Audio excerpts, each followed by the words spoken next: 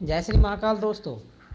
आज मैं आप लोगों के लिए पीपल से प्रेत साधना लेकर आया हूँ। बड़ी ये साधना जो है, वैसे तो आपको कोई भी प्रेत की साधना नहीं करनी चाहिए, क्योंकि यदि आप ऐसा करते हैं तो प्रेत आपको नुकसान पहुंचा सकता है। और यदि आपके पास गुरु नहीं है तो इस साधना को भूलकर भी नहीं करना चाहिए।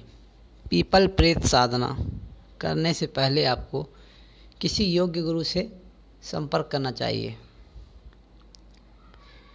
प्रेत राज की साधना बहुत ही ताकतवर है। इस साधना को रात्रि 10 से 12 बजे के से रविवार को करना होता है।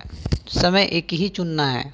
आपको रात को 10 बजे के बाद एक सरसों का दीपक और मिट्टी के बर्तन के अंदर पानी ले जाना है और इनके पीपल के जड़ के अंदर रख कर आना होगा और दीपक को वहाँ पर जला देना होता है। और इसी तरह से वहाँ पर जाकर पीपल को प्रणाम कर कर आना होता है।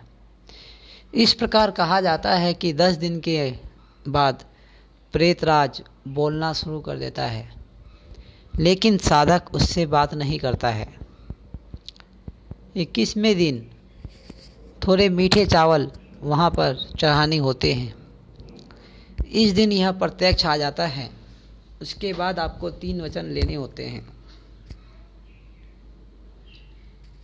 पहला वचन इस प्रकार है कि मैं जो भी काम बोलूं वो करने होंगे।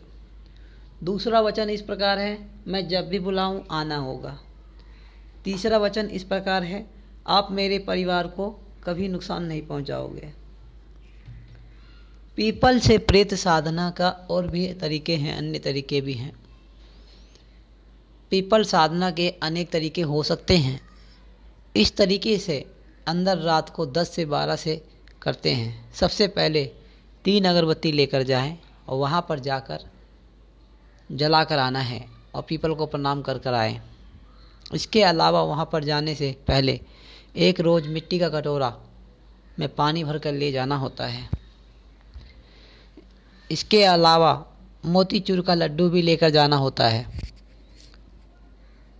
और प्रेतराज का मंत्र 21 बार बोलना होता है। मंत्र मैं आपको बताऊंगा नहीं, क्योंकि मंत्र बहुत उग्र है। और अगर मान लो कोई साधना को करता है, अगर जोश जोश में आके किसने साधना को कर लिया, अगर कुछ नुकसान हो गया तो फिर मंत्र देने वाले की गलती होती है। बिना परमिशन के साधना नहीं। अगर आप में पात्रता होगी तो मैं आपको अवश्य ये साधना करवाऊँगा, ठीक है। तो उसके लिए कई परीक्षाएं देनी होती है। इस साधना को वही कर सकता जो इसका अधिकारी होता है। चलो अब साधना की सावधानी के बारे में जान लेते हैं। ऊपर जो हमने आपको साधना की विधि बताई है वो पूरी नहीं है, ठीक है। कुछ लोग गलत कर सकते हैं। इस तरह की साधना करने से पहले निम्न बातों का ध्यान रखना होगा। रक्षा कवच का प्रयोग करना है। मित्रों, रक्षा कवच एक प्रकार का मंत्र होता है जो आपकी सुरक्षा करता है। यदि आपके पास रक्षा कवच नहीं है या आप इसके बारे में कुछ नहीं जानते हैं तो आप यह साधना ना करें। रक्षा कवच वह मंत्र होता है जिसकी वजह से प्रेतराज आपको नुकसान नहीं पहुंचा सकता है। पीपल का एकांत स्थान में होना चाहिए। जहाँ पे आप ये साधना कर रहे हो वो पीपल जो है, पीपल का पेड़, वो एकांत स्थान में होना चाहिए। दोस्तों, जिस भी स्थान पर यह साधना करें वह एकांत स्थान पर होना चाहिए। आपको कभी भी शमशान के अंदर साधना नहीं करनी चाहिए। ये पीपल की अगर साधना कर रहे हैं तो शमशान के अंदर साधना नहीं करनी। इसके अलावा आपको साधना करते समय कोई देखे ना। बिना गुरु के साधना ना करें। यदि आपका कोई गुरु नहीं है तो साधना भूल कर भी ना करें, वरना कुछ भी गलती होने की वजह से प्रेतराज आपको जान से मार सकता है। इस वजह से सबसे पहले अपने लिए गुरु की तलाश करें। डरना मना है।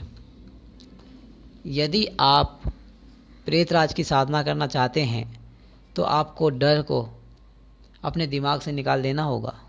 प्रेतराज का रूप बहुत ही खतरनाक होता है। यदि आपके अंदर जिगर नहीं है तो इस साधनाओं में ना फंसें। पीपल के पेड़ के पास ध्यान रहे, कोई भी मंदिर नहीं होना चाहिए। आपको कोई भी ऐसा पीपल का पेड़ नहीं चुनना जिसके पास मंदिर हो, क्योंकि वहाँ पर आप प्रेतराज को प्रकट नहीं कर पाओगे। इस वजह से ऐसा स्थान चुनना है जहाँ पर किसी प्रकार का कोई मंदिर ना हो। ये थी मैंने आपको जानकारी दी पीपल प्रेत की साधना। बड़ी लाजवाब साधना है और इस साधना को हर कोई नहीं कर सकता। इसमें बहुत सारे आपको ये आधा अधूरा ज्ञान है, पूरा ज्ञान नहीं दिया मैंने आपको। कोई करने लग गया तो फिर दिक्कत हो जाएगी, कुछ नुकसान हो गया तो उसके नुकसान का जिम्मेदार हमारा चैनल नहीं होगा। साधना करनी है, आप जो संपर्क करेगा उसको पूरा विधान बताऊंगा। आपके अंदर पात्रता होगी, अगर आप करने के लायक होंगे, मुझे लगेगा कि आपको ये साधना करवानी चाहिए तो ही करवाएंगे, अन्यथा नहीं। ठीक है, तो इसी के साथ मैं हूँ, मैं फिर आऊँगा फिर एक नई जानकारी लेकर। तब तक के लिए जय श्री महाकाल। यदि आपने हमारा चैनल सब्सक्राइब किया है तो आपका तहे दिल से शुक्रिया। अगर यदि आपने चैनल सब्सक्राइब नहीं किया है तो नीचे रेड कलर लिखे बटन पर सब्सक्राइब कर लें, साथ में घंटे वाला बटन भी दबा दें। जैसा चाहें वैसा आप कर सकते हैं। जय श्री महाकाल।